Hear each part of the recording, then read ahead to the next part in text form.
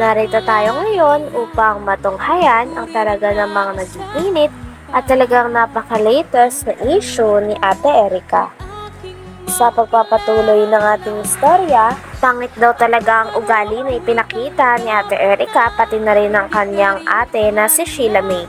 Sabi pa nga ni Kalingap Val ay magaspang daw ang uri ng ganong ugali na dapat hindi tinataglay ng mga apo dahil lalo na ang kanilang lolo at lola ang nagpalaki at nag-aruga sa kanila. Kaya nga daw kung sino nga daw dapat ang una nilang pasasalamatan at gagantihan ng mabuting loob, ito daw ang kanilang lolo at lola. Dahil ito daw ang mga tao na nag-aruga sa kanila. Saka kay Rowin. Ngayon wala na. Wala na. Sige lang nga, Prabba, di na kayo binablog. Ay, di na. Si Ruel, yun, di wala na rin si Ruel. Wala na din po. Nag-vlog. Wala na din po. Okay. Tapos alam natin yung totohanan, yung kwento po. Kasi pangit naman yung basta ka lang, dadali. Mahirap. Mahirap man yun. So, mula na rin po sa kanila. Kung sino po itong dalawang ito na apo nila po na sabi nga ni tatay ng ugali. Tawag yan ni magaspang ang ugali. Hindi maganda yung ganun. Pangit yan. Dapat yung utang na loob saka bumahal sa lolo't lola yun na doon dapat. Ano kung wala ng pera tayo, babalik dito? Ay, nila na. Hindi ko natanggapin dito. Masyadong kailan pa. Talagang ayaw ko na. Pag sinabi malalim ko, yung sugat. pag sinabi ko talaga. Sabi pa ng lolo ni Ate Erica ay ayaw niya daw at hindi daw pwede sa kanyang ugali ni Ate Erica pati na rin ang kanyang ate na si Sheila May. Talagang ayaw niya daw na lalapastanganin daw nila ang nagpalaki sa kanila at talaga namang umaruga ng ilang taon. Lolo at lola daw kasi nila ang talagang nagpalaki sa kanila, nagpaaral at naghatid sundo daw sa kanila sa school kahit na naulan. Kaya talagang hindi pwede sa kanilang lolo na porket nagkapera lang sila ay lalapastanganin na nila ito. Wala nga daw siyang pakis sa pera nila Ate Erica, ngunit ang sa kanya lang ay ang ugali talaga ang dapat nilang ayusin sapagkat dapat hindi nila ginaganon tratuhin ang mga taong nagpalaki at nag-aruga sa kanila ng maayos ng bata pa sila. Tess, kaya pumunta kami dito at makausap din po namin kayo para alam namin yung mga dahilan. Salamat po para Yamutay at nalaman ninyo para para malinis yung ginagawa nilang kasinungalingan sa amin. Alam din po ninyo. Sakali tayo na pumunta sa akin sila Mi at magpa-vlog din at sumagot.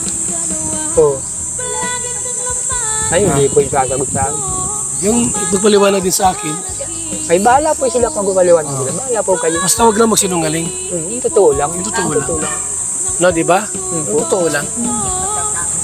Yung totoo lang gawin nila. Pero pag... Si lolo na nga niya pinaharap kasi hindi sila makaharap sa kalasay Sarah. Wala silang paghiharap. Kasi wala naman silang ibabato pa kung anong kasinungaling ang gagawin nila eh. So, yan po mga kalingap, paliwanag po na mula po sa kanila. Yung kwento po hindi mula sa akin yan, mula kina Lulo. Kwento pa nga ng lolo ni Ate Erica ay talagang lalo pang sumama ang kanyang loob sapagkat nung nasa ospital daw sila nung bagong taon dahil may sakit nga ang kanilang lola, ay pagdating nila sa bahay at pag-uwi nila ay wala na daw tao sa kanilang bahay at parang napakadilim na. Talagang hindi daw nagpaalam si Ate Erica pati na rin ang ate niya na si Sheila May na alis na o bubukod na sila sa bago nilang bahay. Wala talaga silang paalam o pasabi sa mga tao na nag-araga sa kanila at kumupkup sa kanila ng ilang taon. Kaya naman napakalaki nga ng galit ng lolo nila sa kanilang dalawa dahil nagawa daw nilang lapastangan ng mga tao na nag-alaga sa kanila at nag-aruga. Ito pa kung anong kasinungaling ang gagawin nila eh. So, Yan po mga kalinga, paliwanag po na mula po sa kanila. Yung kwento po hindi mula sa akin yan. Mula kina Lulo at tita niya po mga kalinga. So, paliwanag po sa atin na kung bakit po binawi ni John A. Yung pera po sana, pampabahay po nila. Kasi gusto nila yung masulo. Sila ang mga budget. Tapos meron pang paninira na nalaman din po natin.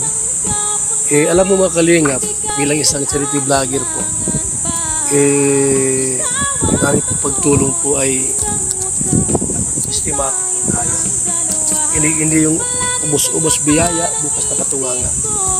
Hindi tayo ganun mga kalingap. Salamat po sa ating lahat. Masarang bigas, isang lang. Bigas. Kwento pa ng lolo ni Ate Erika ay hindi daw totoo talaga na nakakatanggap pa sila ng sustento galing kay Ate Erika. Dahil ang huli nga daw nilang natatanggap ng mga pera ay nung binavlog pa sila ni Kalingap Rab at ni Kalingap Roel. Ngunit ngayon ay mali daw talaga ang pinapakalat nila na nagsusustento pa din daw si Ate Erika at ang kanyang kapatid o ate na si Sheila May. Kaya nga daw masama din daw ang loob ng pamilya nila kay Ate Erika dahil nagagawa nilang magsinungaling para maging magandang image nila sa mga tao. Naghahambog sila. Pagka ako tayo ay yung mga project ng bahay, kung sakaling matapos na, huwag ka lang ba na ako lang paggawa ng bahay mo, kung sakali? Ay, bahala po kayo. Ako naman may sariling karpintero kung maayos yung bahay ninyo,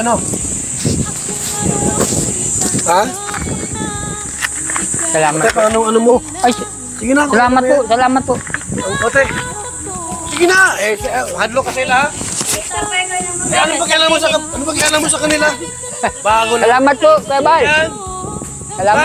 Salamat po sa inyo. Sa lahat na grupo ninyo. Ako kakampi mo tayo, ha? Ayun po. Ha?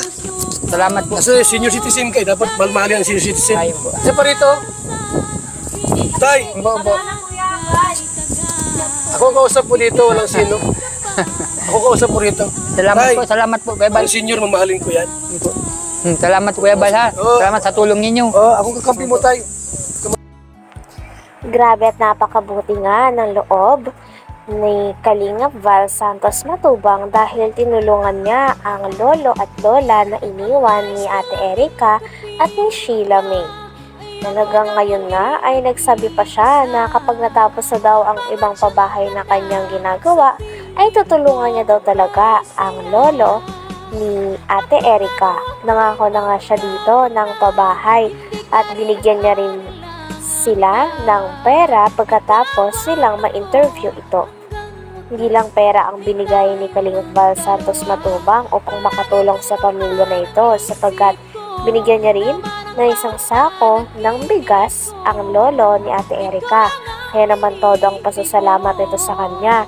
Sabi nga nila ay hindi naman na daw kailangan ng mga pera at bigas, ngunit pasasalamat pa rin nila kay Kalingap Val Santos Matubang dahil napakabuti ng loob. Sa lahat na grupo ninyo. Ako kakampi mo tayo, ha? Ayun po. Ha? Salamat po. Kasi senior citizen kayo, dapat malmali ang senior citizen. Ayun po. Isa pa rito. Tay, Opo. ako ang kausap po dito, walang sino. Ako kausap po rito. Salamat po, Kuya Bal. Ang senior, mamahalin ko yan. Salamat Kuya Bal, ha. Salamat sa tulong ninyo. Ako kakampi mo tayo. Huwag ka mag-alala. Di ko po naasahan na pupunta kayo dito. Ganito. Ibigyan niya Ako kami. tayo, hindi ko sisiraan si Erika. Gusto nga, magkasundo kayo eh. Ayun. So, hintayin ko yung panahon na magkasundo kayo. Ha? Bahala ka po. Pero talaga sa Kasi, maganda yung mamatay tayo may sa puso. Pagpapatawan. Ano? Siguro kayo, nag-inakit kayo. Pero, lilipas din naman yan. Huwag muna ngayon.